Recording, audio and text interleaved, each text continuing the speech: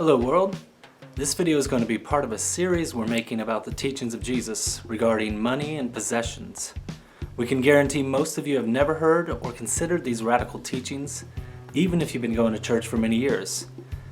Everything we share in these videos is going to be very shocking once you begin to understand the full significance of what Jesus was getting at. So let's start in the Gospel of Matthew chapter 6 verses 24 through 34. In these verses, Jesus begins by telling us that no one can serve two masters. According to Jesus, one master is God and the other master is money. So why would Jesus say that the opposite master of God is money?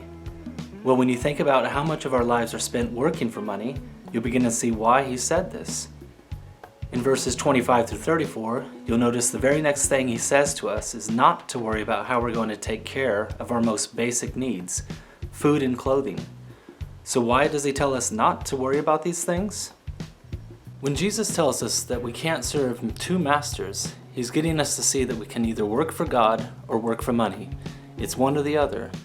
To serve actually means to work for, in the context of what Jesus was trying to get across in these verses. So just imagine if you were to quit working for money right now and to start working for God instead. The immediate concern you would have is how you would be able to take care of your basic needs for survival. This is exactly why Jesus tells us not to worry, that if we stop working for money and start working for God, God will provide us with our needs. If you don't believe this is what Jesus actually meant in these verses, just think about how his first followers understood this teaching. The fishermen left their jobs, a tax collector quit his job, and so on. Then Jesus sent up to 70 of his followers out to preach in different towns. Jesus told them they would be provided for as they went about preaching the gospel. Sharing the teachings of Jesus became their full-time job. Teaching others to obey his good news about something he called the kingdom of God would now become their life's work. This kingdom of God that Jesus spoke about often was a way of life that would be radically different from every earthly kingdom or government. His followers would become so different from the world around them simply by practicing Jesus' teachings. With regard to his teachings about money and possessions, his first followers sold everything they owned and began to live together and share everything among themselves. They put an end to private property and made sure everyone was taken care of equally. You can read more about this in the book of Acts, chapters 2 and 4.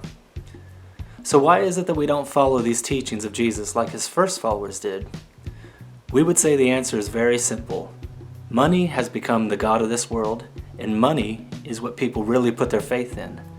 Money has achieved a godlike status. If you doubt this, ask yourself if you could live without working for money.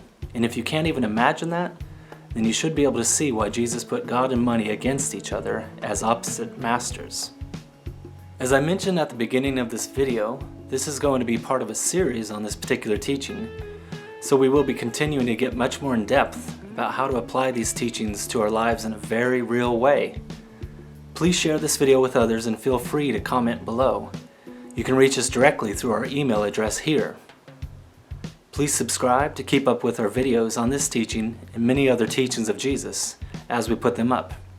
Until then, peace.